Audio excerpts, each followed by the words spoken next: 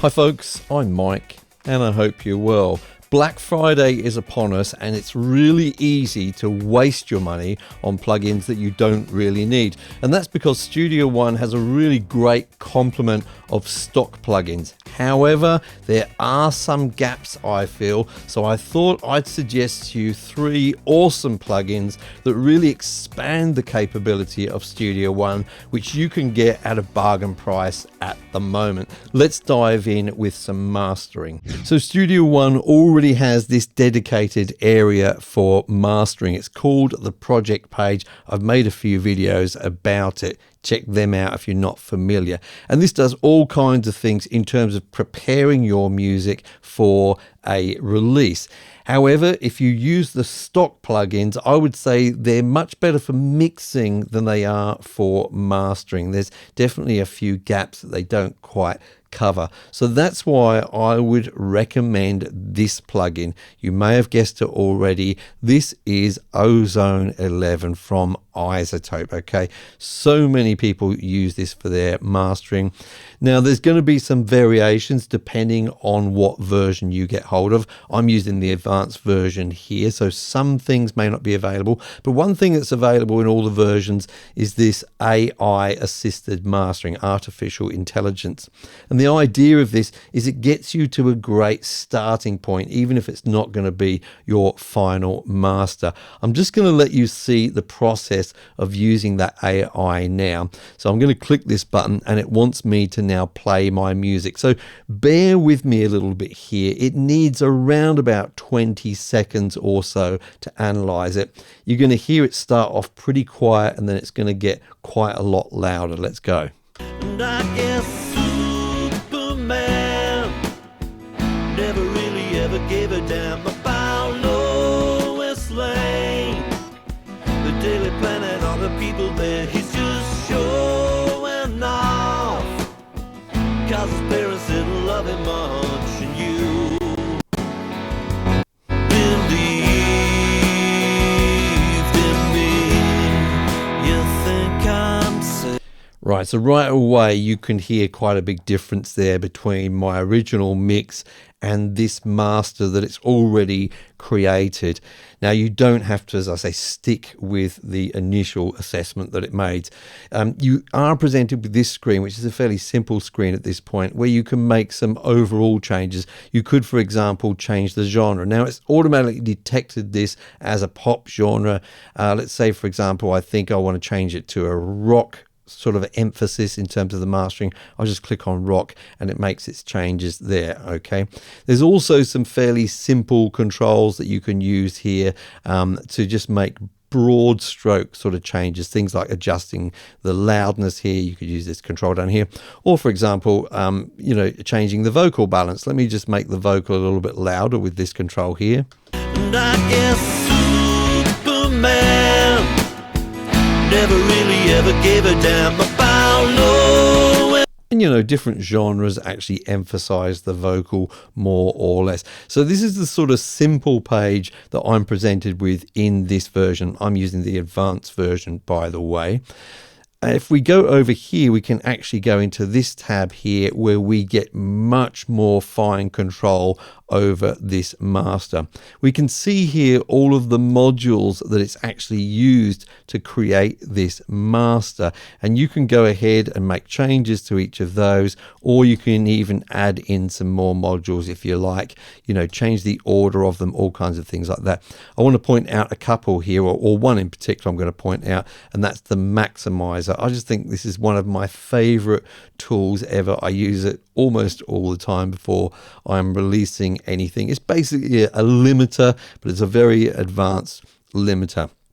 Now, the one thing I do want to mention is when you get some of the higher versions, not only do you get this one plugin for mastering, but all of these modules are also available as separate plugins that you can use anywhere in your mix if you wish, and they're all pretty good in their own right.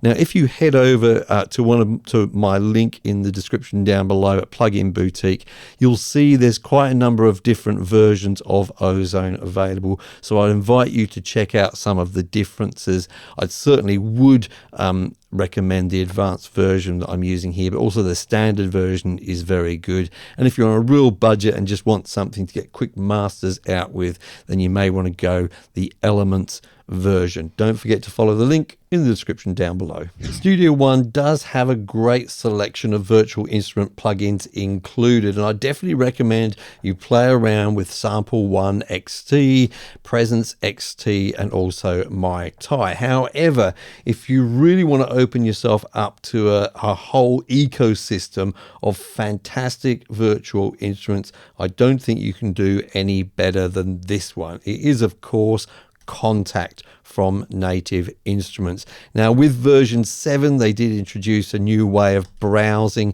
your instrument libraries here, which is kind of nice actually, but you've also got the old way of doing it. And there is literally thousands and thousands of instrument libraries available that work in Kontakt, both libraries coming from Native Instruments themselves, but also from third parties. And there's a fantastic selection of free libraries available as well. It would be kind of silly for me to demonstrate this to you because it really depends on what instruments you're using from within it. You can see that I've got quite a lot over here on the left hand side, but I did think it would be useful for me to load up some of my more frequently used instruments. I've got those over here on the right hand side. First of all, Alicia's keys. This has been around for years and years and is still a really great starting point if you want some piano in your music. It's a fairly modern sounding piano, so it really lends itself to pop and rock and things, but it's still a sort of a bit of a go-to piano for me even after all of these years. Also from Spitfire Audio, Albion 1. There's lots of different orchestral instruments in this, but I particularly do like the strings in Albion 1. You can also see here that I have vintage horns from Big Fish Audio. What I like about vintage horns is they're not all that perfect. They've got some flaws in them, which makes them sound more real, and that's why they're my favorite horns in terms of Kontakt libraries. I've also loaded up Prime Bass here. This is quite a sort of more of a recent library from Native Instruments, but I just feel that this is just a very, very cool sounding bass guitar. And finally, really old one, this one, and this is the Abbey Road 60s drummer. If you just want some really authentic sounding acoustic 60s style drums, these are really, really good indeed. Now, I know lots of you think about getting hold of Kontakt and then you think, well, I'll wait around until it's on sale. Well, it's on sale now. If you head over to Plugin Boutique, you'll see that its regular price is around about $300, but it's selling for around about $150 at the moment, so 50% off or so. So it's a pretty good time to get hold of it and get into the whole Kontakt ecosystem. I will mention as well that another good way to get hold of Kontakt is as a part of Komplete, which is like one of these mega bundles that Native Instruments do. And Komplete in its different versions is also on sale at the moment. So I've put another link in the description down below for that. Essentially, you get Kontakt within Komplete, not incomplete, and you get a whole bunch of libraries with it as well as you know, things like effects and things as well, which are very, very good. So definitely check out those links in the description. Studio One comes with Impact XT, and if you want to get some drum sounds in your project, this is a pretty good place to start. There's absolutely heaps of free kits available for it as well, but I must say that it does lend itself to particular genres of music, especially those genres where you don't really need much refinement in your drumming and you don't need it to sound ever so sort of authentic.